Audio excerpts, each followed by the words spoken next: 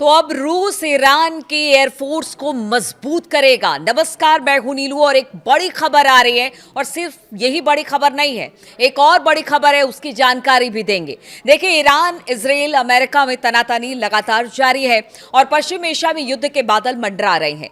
हालिया संघर्ष में ईरान ने मिसाइलों और ड्रोन के क्षेत्र में अपनी पूरी ताकत दिखाई, ये पूरी दुनिया ने देखी, लेकिन एयरफोर्स के मामले में वो थोड़ा कमजोर दिखा। अब ईरान ने इस कमजोरी को खत्म करने के लिए एक बड़ा कदम उठाया है। ईरान को फाइटर जेट देने के लिए रूस अब सामने आया है, क्योंकि देखिए, हमेशा से रूस ईरान की मदद करता रहा है, युद्ध के समय भी और युद्ध से पहले भी, और एक बार फिर से रूस इस मामले को लेकर सामने आया है।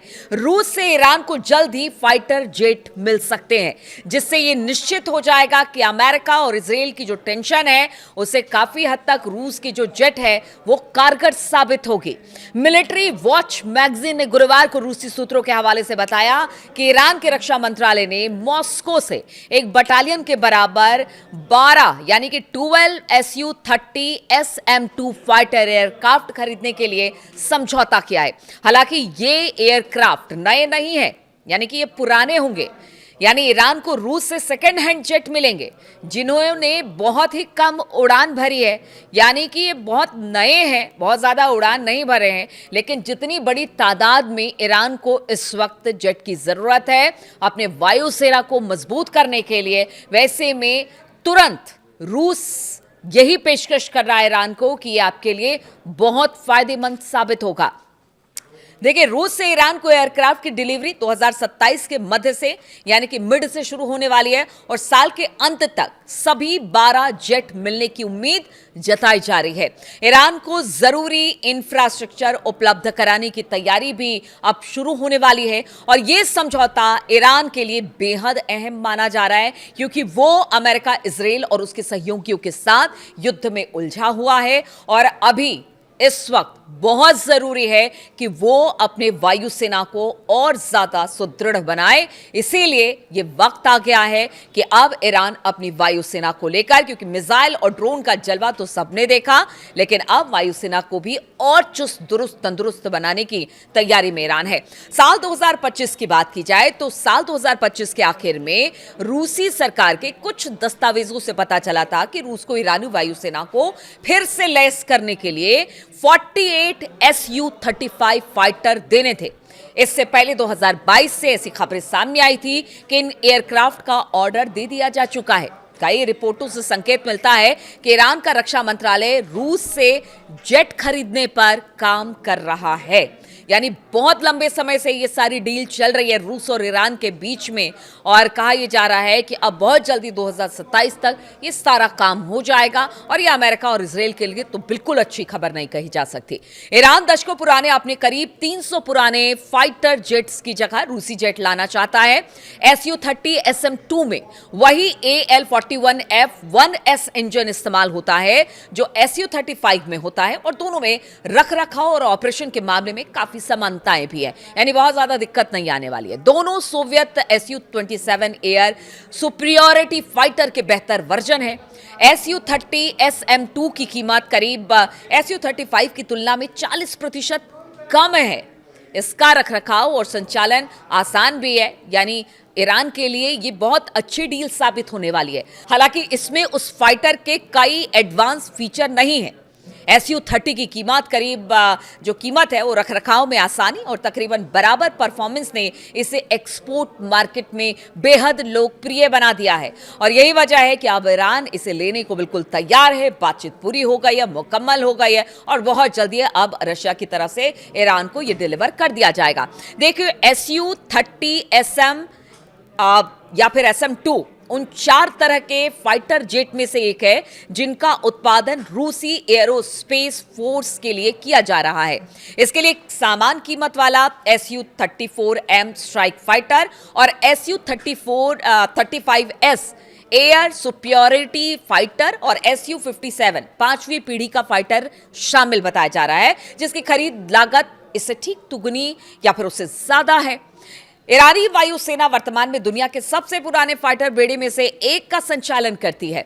इसमें मुख्य रूप से 1970 के दशक में खरीदे गए वियतनाम युद्ध के समय F-4D या फिर E या फिर F-5EF फाइटर जेट शामिल हैं। ईरानी एयरफोर्स Su-30 SM-2 जैसे आधुनिक फाइटर जेट के जरिए अपनी ताकत अब ईरान बढ़ाना चाह रहा है और इसीलिए इसकी मदद रूस कर रहा है, क्योंकि रूस ने लगातार कहा है कि जिस तरह की मनमानी इजराइल और अमेरिका ने की है, युद्ध छेड़ा है, अब वो अपने दोस्त यानी ईरान की कहते हैं ना कि संप्रभुता की रक्षा के लिए वो कर सकता है, आगे आ सकता है, और उसने ऐसा ही किया है। अब ये अमेरिका और इजराइल के लिए तो अच्छी खबर नहीं है, जैसा मैं पहले भी कह चुकी हूँ कि अच्छी खबर नहीं है कि अब वायुसेना को अगर ईरान ने और दुरुस्त कर लिया तो आप सोचिए एक तरफ ड्रोन है, एक तरफ उनकी मिसाइलें हैं, सुपरसोनिक हाइपरसोनिक मिसाइलें हैं, और अगर एयरफोर्स मजबूत हो गया तो आप समझिए कि ईरान किस तरह से अमेरिका और इजराइल को जवाब देगा।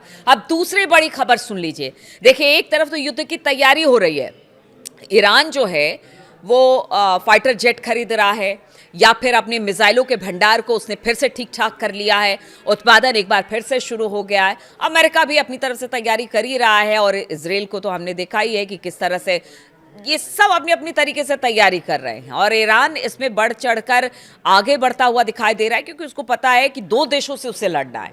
लेकिन दूसरी तरफ बातचीत भी हो रही है, लेकिन बातचीत किसी नतीजे पर नहीं पहुंची। अब ऐसे में कुछ बयान आए हैं, बड़े नेताओं के बयान आए हैं। तो ईरान और अमेरिका के बीच शांति समझौते में कुछ मुद्दों पर दोनों पक्षों में एक राय नहीं बन पा रही है, जिसमें ईरान की ओर से खास तौर से अपनी जब्त संपत्तियों को जारी करने और युद्ध फिर से ना शुरू होने की गारंटी बेहद अहम मानी जा रही है। यानी कि जितनी भी जब्त संपत्तियां, ईरान का कहना है कि पहले अमेरिका उसे रिलीज करे और फिर कभी युद्ध ना करने की बात तक को स्वीकार करे, तभी जाकर यह समझौता हो सकता है। ईरानी सुप्रीम लीडर मुस्तफा खामनेई के सलाहकार ने साफ कर दिया कि अमेरिका से समझौता इस पर निर्भर करता है कि ट्रंप प्रशासन हमारी 24 अरब डॉलर की संपत्ति जो फ्री संपत्ति थी, उस पर क्या अपना रुख दिखाते हैं, क्या इसे वो फ्री करते हैं। उन्होंने चेतावनी दी कि अगर अमेरिका ने फिर से, ये मुस्तफा ने कहा है कि अगर अमेरिका ने फिर से लड़ाई शुरू करने का विकल्प चुना तो भारी तबाही मचेगी। सीएनएन को एक दिए इंटरव्यू में खामनेई के मिलिट्री एडवाइजर मोहसिन रिजाई ने कहा कि फिलहाल बातचीत रुकी हुई है, इसमें रुकावट ईरान नहीं बल्कि अमेरिका की ओर से है। अमेरिकी राष्ट्रपति डोनाल्ड ट्रंप को इस गतिरोध को खत्म करना होगा। अब फैसला ट्रंप को करना है कि वो क्या चाहते हैं। मुस्तफा खामनेई के करीबी मोहसिन रिजाई ने सबसे ज्यादा जोर फ्रीज ईरानी संपत्ति को जारी करने को लेकर दिया। उन्होंने कहा कि ट्रंप प्रशासन अगर ईरान के साथ समझौता चाहते हैं तो फिर जो 24 अरब डॉलर का जो ईरान की संपत्ति है, जिसको उन्होंने फ्रीज कर रखा है, उसे तुरंत रिलीज करे। और अगर इस तरह का भरोसा देते हैं तो फिर जाकर किसी तरह से एक भरोसा कायम होगा और इसके बाद आगे की बात पड़ेगी। हम पीछे नहीं रहेंगे, हम बातचीत को आगे बढ़ाएंगे, क्योंकि जो हमारा पैसा है जिसे हम मांग रहे हैं, अगर वही नहीं मिलेगा तो फिर बातचीत क्यों करना। क्योंकि देखिए, बहुत बहुत महत्वपूर्ण है ये फ्रीज हुई संपत्ति ईरान को मिलना। इसलिए उन्होंने कहा है कि आप अपनी तरफ से भरोसा दीजिए तो हम आपके साथ बातचीत करेंगे। मोहसिन रिजाई ने चेतावनी देते हुए कहा कि अगर अमेरिका ने फिर हमला किया तो ईरान युद्ध को फारस की खाड़ी से आगे ले जाएगा। ये पहली बार नहीं है जो कि किसी नेता ने कहा है, कई बार कई नेताओं ने ईरान के कहा है।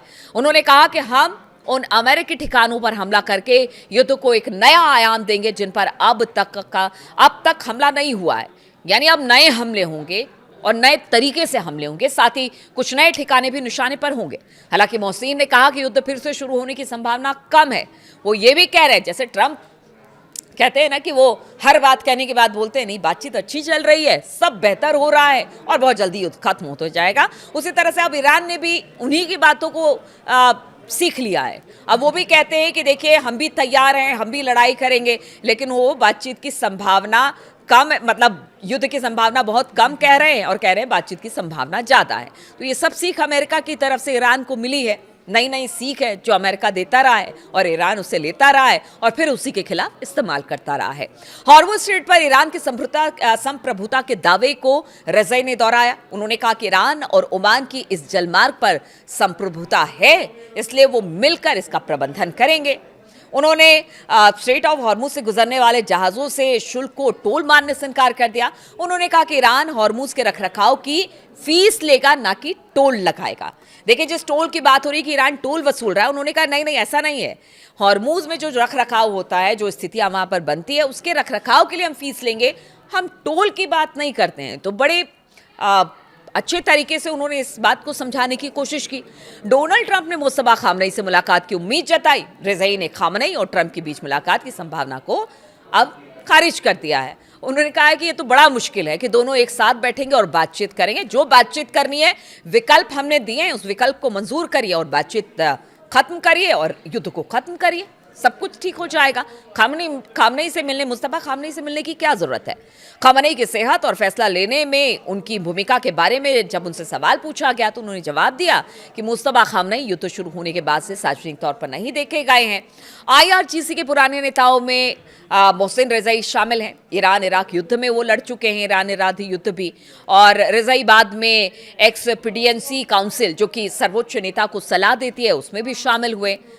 और पूर्व राष्ट्रपति इब्राहिम रईसी के कार्यकाल में उपराष्ट्रपति के तौर पर भी काम कर चुके हैं। तो आप समझते हैं कि रज़ाई की क्या अहमियत है अगर रज़ाई ये सब बात कर रहे हैं। रज़ाई ने 4 बार राष्ट्रपति पद का चुनाव लड़ा लेकिन जीत नहीं पाए।